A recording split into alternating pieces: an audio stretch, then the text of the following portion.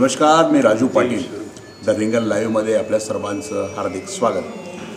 आज महाराष्ट्रामध्ये आणि संपूर्ण देशामध्ये शारदीय नवरात्र उत्सवाला सुरुवात झालेली आहे आणि या शारदीय नवरात्र उत्सवाचा आज पहिला दिवस आहे.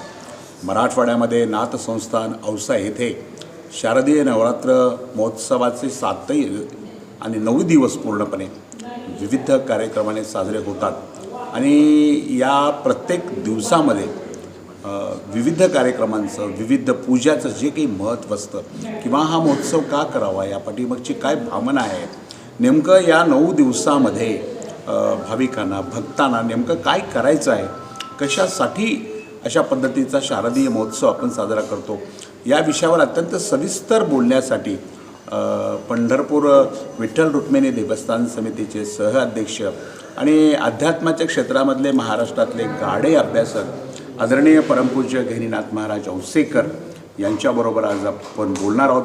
त्या अगोदर इथं त्यांच्याच बाजूला परमपूज्य दिवेगावकर, विठ्ठलराव दिवेगावकर महाराज, जे की वारकरी संप्रदायातलं एक अत्यंत मोठं व्यक्तिमत्व आणि वारकरी संप्रदायाच्या या परंपरेतलं एक मोठं पाईक व्यक्तिमत्व आज नाथ संस्थानात आलेलं आहे. बाजूला आहेत परमपूज्य श्रीरंग महाराज औसेकर, तेही आजच्या पूजाविधीच्या किंवा कार्यक्रमाच्या पूर्ण तयारीमध्ये आहेत. आम्ही विनंती केली की आपण थोडंसं आम्हाला वेळ द्यावा आणि महाराष्ट्रातल्या तमाम जनतेला आजच्या कार्यक्रमाचं महत्त्व विशद करावं. गणे महाराज, आजपासून शारदीय नवरात्र महोत्सवाला सुरुवात होते आहे. काय आहे नवरात्र महोत्सव आणि तो का करावा? संपूर्ण जगात जिथं तिथं हिंदू विचाराचा माणूस आहे, आज त्याच्या घरामध्ये आज नवरात्रीचा उत्सव केला जातो. देवी भागवतामध्ये 3 नवरात्रीचं वर्णन केलेलं आहे. एक नवरात्र अश्विन मासात येते, एक नवरात्र पौष मासामध्ये येते आणि एक नवरात्र वसंत ऋतूत चैत्र मासात येते. या तिन्ही नवरात्राचं महात्म्य वेगळं वेगळं आहे. तसं अश्विन मासामध्ये फारच वेगळं महत्त्व आहे. हा जो काळ जातो, हा काळ फार खडतर काळ आहे. या खडतर काळामध्ये कलियुगामध्ये जर उपासना करायची जर कोणाची सांगितली असेल आणि दुःखातून जर बाहेर यायचं असेल, संकटातून जर बाहेर यायचं असेल, चिंतेतून जर बाहेर यायचं असेल, क्लेशातून जर बाहेर यायचं असेल, भयातून जर बाहेर यायचं असेल, वैराग्य आणि विवेक धारण करून मोक्षाची पायरी जर चढायचं असेल तर आईची सेवा करावी असं शास्त्रामध्ये सांगितलेलं आहे. या 9 दिवसामध्ये आईने 9 रूप धारण केले आणि प्रत्येक शत्रूचा त्यांनी वध केला. प्रथमं शैलपुत्रीच, द्वितीयं ब्रह्मचारिणी, तृतीयं चंद्रघंटेती, कुष्मांडेती चतुर्थकं, पंचमं स्कंदमातेती, षष्ठं कात्यायनीति च, सप्तमं कालरात्रीति, महागौरीति चाष्टमं, नवमं सिद्धिदात्री च, नवदुर्गा प्रकीर्तिताः. असे आईने वेगळे वेगळे रूप धारण केले आणि म्हणून या 9 दिवसामध्ये तमाम हिंदू बांधव हा कुठल्याही जातीचा असो, कुठल्याही धर्माचा असो, तो आईची सेवा करतो. सेवा, कारण आईची सेवा या दिवसात केली की आई त्याच्यावर प्रसन्न होत असते. शास्त्र असं सांगतो, कुपुत्र जन्माला येऊ शकतो पण कुमाता कधीच जन्माला येऊ शकत नाही. कुपुत्रो जायते क्वचिदपि कुमाता न भवती. म्हणून या आईची सेवा करावी लागते. नाथ संस्थांमध्ये असं शास्त्रात सांगितलं आहे की एकतर नुसती चंडी करावी किंवा नवचंडी करावी किंवा शतचंडी करावी, लक्षचंडी करावी, सहस्रचंडी करावी आणि कोटीचंडी करावी. आपल्याला तर कोटीचंडी करणं काही जमणार नाही, पण असं शास्त्र सांगतं की या 9 दिवसामध्ये जो माणूस रोज नित्यचंडी करतो त्याला कोटीचंडी केल्याचं पुण्य त्याच्या पदरात पडतं असं शास्त्र सांगतं. आणि म्हणून औषा संस्थानामध्ये रोज मार्कंडेय ऋषींनी लिहिलेल्या सप्तशतीचे, ज्याच्यामध्ये 700 श्लोक आहेत, 13 अध्याय आहेत, त्याचं रोज 9 पाठ परमादरणीय वेदशास्त्र संपन्न पुरुषोत्तमाचार्य जोशी, शुभम जोशी आणि उमेश जोशी यांच्या अधिपत्याखाली, कारण ग्रंथामध्ये असं सांगितलं आहे आपल्याला ब्राह्मणसुद्धा पाठाला घेत असताना विषम संख्येने घेतले पाहिजेत. 1, 3, 5, 7, 9, 11. तर औषध संस्थानामध्ये आम्ही पाठासाठी म्हणून 3 ब्राह्मण घेतो आणि इतरत्र बाकीचे सगळे वेगळे असतात. म्हणून ते लोक रोज 9 पाठ करतात आणि 10व्या पाठाचं हवन होतं. विशेषतः याच दिवसामध्ये ललिता पंचमी नावाची पंचमी येते. त्या दिवशी ललिता सहस्रनामाने कुंकुमार्चन आज इथं केलं जातं. रोज यज्ञाला कुंकुमार्चनाचा सडा घातला जातो. रोज वेगळ्या वेगळ्या यांनी कुंकुमार्चन केलं जातं. कधी 1-1 रुपयाच्या नाण्याने केलं जातं, कधी कुंकुमाने केलं जातं, कधी हळदीने केलं जातं, कधी नवधान्याने सप्तधान्याने केलं जातं. सप्तास्यासन परिधय स्त्री सप्त समिदः कृता, कधी सप्तधान्याने केलं जातं. कधी कधी ड्रायफ्रूट्सने आपण करतो, कधी बदाम असतील, काजू असतील, खिसमिस असतील, सर्व मिश्रित करून असं आम्ही करतो. आणि रोज इथं असं सांगितलं आहे की कुमारीं पूजयित्वा तू ध्यात्वा देवीं महेश्वरीं. कुमारिकेचं पूजन म्हणजे 2 वर्षापासून ते 10 वर्षाच्या कुमारिकेचं आपण पूजन केलं पाहिजे. नाथसंस्थानला ते सुद्धा भाग्य नित्य लाभतं. आम्ही गणपतीचीही उपासना असल्यामुळे आम्ही बटुकाला सोडून आम्ही काहीही करत नाही. आणि जो बटुक भैरवाची उपासना करतो त्याला नेहमी परमेश्वर त्याच्यावर कल्याणाचा हात ठेवतो. म्हणून बटुक भैरवाची सुद्धा नित्यपूजा होती. कुमारिकेचं पूजन यथासांग इथं केलं जातं. यज्ञ नारायणाला, कारण यज्ञो यज्ञप्रतिर्यज्वा यज्ञांगो यज्ञवाहनः यज्ञभृद यज्ञकृत यज्ञी यज्ञभुग यज्ञसाधनः यज्ञांतकृत यज्ञगुह्य मन्न मन्नाद एव च आत्मयोनी स्वयं जातो वैखान सामगायनः. असा देवीची इथं वेगवेगळ्या अंगाने सेवा केली जाते. अखंड दिवा असतो, एक तुपाचा दिवा असतो, एक तेलाचा दिवा असतो. तुपाचा दिवा का असावा? ज्याच्या घरात लक्ष्मी कमी असते त्याच्या घरात अखंड लक्ष्मी प्राप्त व्हावी म्हणून तुपाचा दिवा असतो. माणसावर कधीच संकट येऊ नये म्हणून तेलाचा दिवा लावला जातो. शंखपूजन रोज केलं जातं, कारण असं म्हणतात शंखभ्रनंदकी चक्री त्वं पुरा सागरोत्पन्नो विष्णूना विद्रते करे. एक जर शंख जर यज्ञामध्ये रोज वाजवला तर त्या माणसाला कसल्याच प्रकाराचा रोग येत नाही. म्हणून तिथं शंखाची पूजा केली पाहिजे.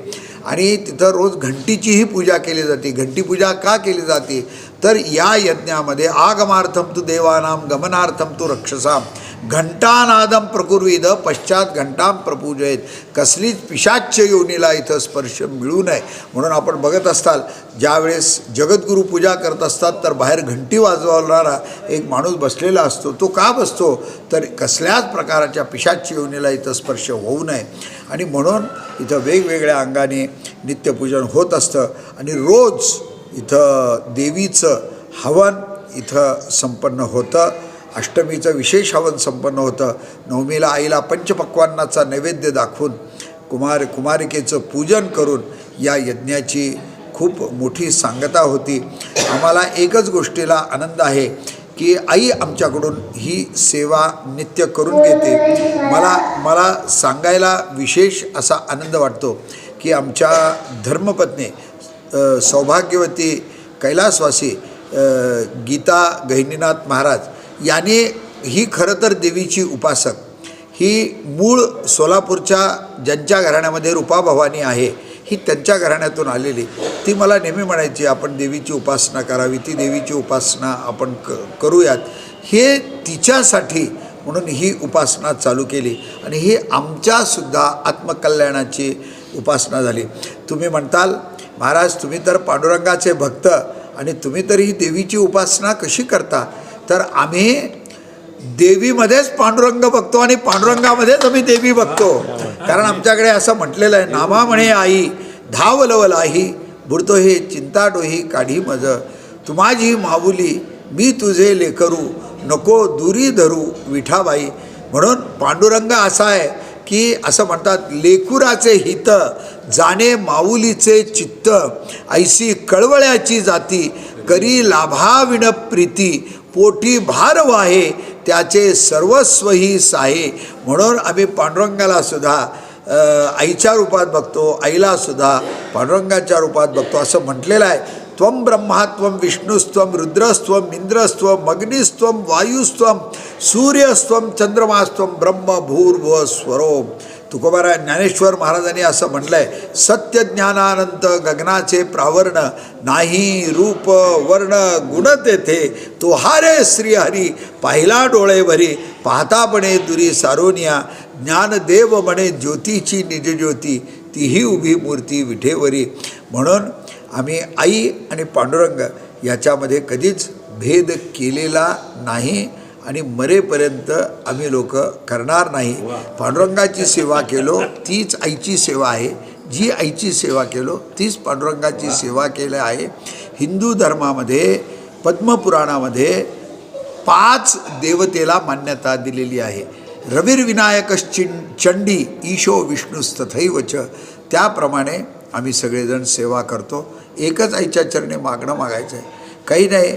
आम्ही देवाला सांगायचं नाही की तू आम्हाला कसं ठेव, आम्ही त्याचे लेकरं आहोत, आम्हाला कसं ठेवायचं हे आईला परिपूर्ण कळतं.